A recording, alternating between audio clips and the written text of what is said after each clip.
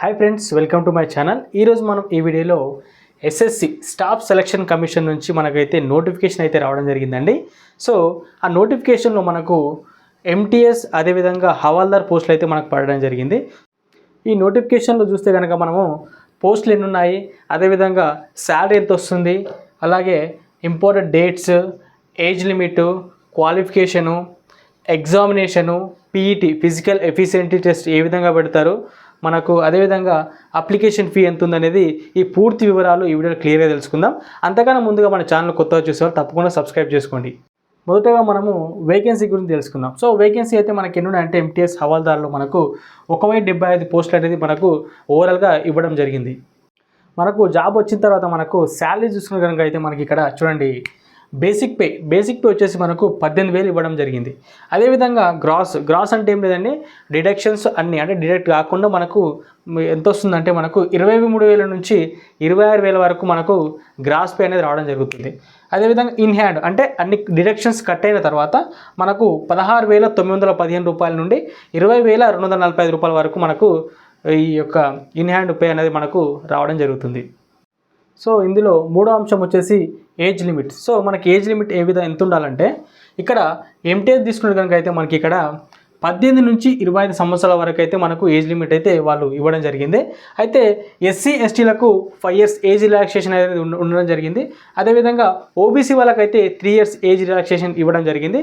So ఇక్కడ మీకు కొంతమంది డౌట్ ఉంటుంది, ఏజ్ రిలాక్సేషన్ అంటే ఇది ఏ విధంగా మనము చూసుకోవాలని చెప్పేసి. సో వాళ్ళకు నేను కొంచెం క్లియరెన్స్ కోసం నేను వీడియోలో చూపిస్తున్నాను.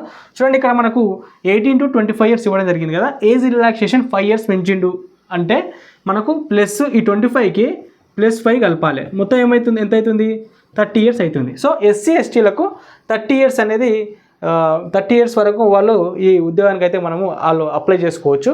అదేవిధంగా ఓబీసీ వాళ్ళు వచ్చేసి మనకి ఇక్కడ 25కి 3 years సడలింపు కాబట్టి ఇక్కడ ఏం చేస్తామంటే 25కి 3 కలిపితే మనకి ఇక్కడ 28 yearsకి వాళ్ళ ఏజ్ అనేది సడలింపు ఉండడం జరుగుతుంది. అంటే 28 years వరకు వాళ్ళు ఈ ఉద్యోగానికి అప్లై చేసుకోవచ్చు. అదేవిధంగా హవాల్దార్ తీసుకుందాం. హవాల్దార్కి వచ్చేసి సేమ్ ఇక్కడ చూడండి 18 సంవత్సరాల నుంచి 27 సంవత్సరాల వరకు వాళ్ళు అప్లై చేసుకోవచ్చు. సేమ్ ఇదే విధంగా దీనికి ఏజ్ రిలాక్సేషన్ వచ్చేసి మనకి ఇక్కడ 5 years ఎస్సీ ఎస్టీ వాళ్ళకు, అదేవిధంగా ఓబీసీ వాళ్ళకు 3 years అయితే ఇవ్వడం జరిగింది. సో అయితే చూడండి, ఇక్కడ మనకు August 1, 2025 వరకు ఈ ఏజ్ గ్యాప్లో ఉండాలని చెప్పేసి వాళ్ళు నోటిఫికేషన్లు ఇవ్వడం జరిగింది. అయితే మన 4వ అంశం ఇక్కడ చూడండి క్వాలిఫికేషన్. సో మన క్వాలిఫికేషన్ ఎంత ఉండాలి? సో మన క్వాలిఫికేషన్ అయితే ఏం లేదండి, మనకి ఇక్కడ ఎస్ఎస్సి జస్ట్ 10th పాస్ అయి ఉంటే చాలు. అదేవిధంగా ఇంటర్ పాస్ ఉన్నా పర్లేదు, డిగ్రీ పాస్ ఉన్నా పర్లేదు. సో కనీసం 10th పాస్ ఉంటే మనకు ఈ ఎగ్జామ్ రాయడానికి మనకు అర్హత ఉంటుంది.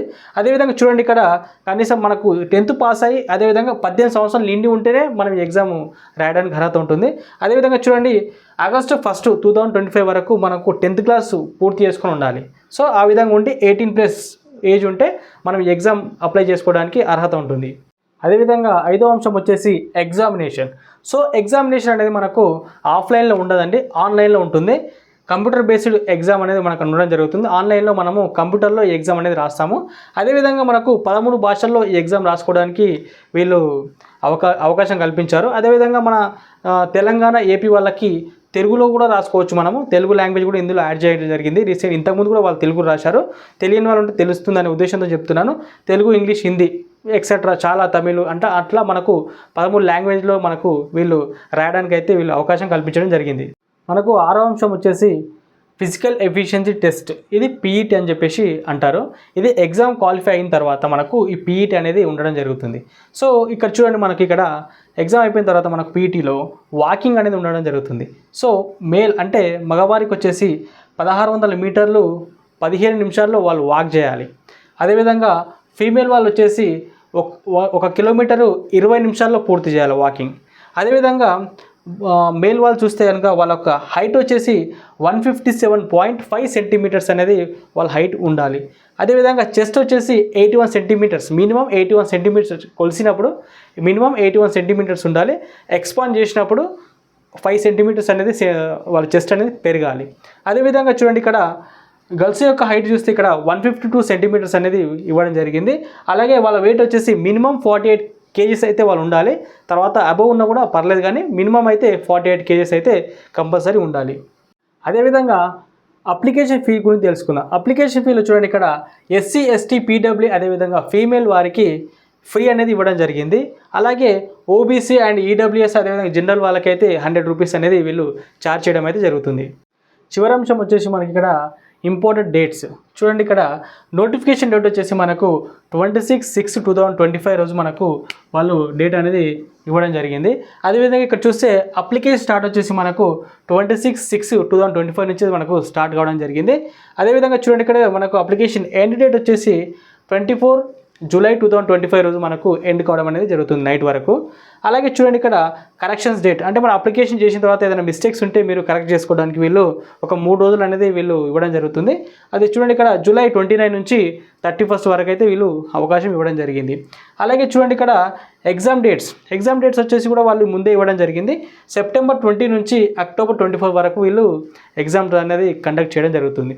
సో అయితే చూడండి, ఇక్కడ ఈ అప్లికేషన్ మనకు వచ్చేసి ఇక్కడ ssc.gov.in అనే వెబ్సైట్ నుంచి మీరు అప్లికేషన్ అని మీరు చేసుకోవచ్చు. సో ఈ వీడియో అయితే మీకు నచ్చిందని చెప్పేసి నేను అనుకుంటున్నాను. నచ్చితే కనుక ఖచ్చితంగా లైక్ చేయండి, అదేవిధంగా షేర్ చేయండి. సో ఇలాంటి లేటెస్ట్ అప్డేట్స్ కోసం మీరు ఖచ్చితంగా నా ఛానల్ సబ్స్క్రైబ్ చేసి నన్ను మరింత ముందుకు తీసుకెళ్తారని మనస్ఫూర్తిగా కోరుకుంటూ thank you friends, thanks to all.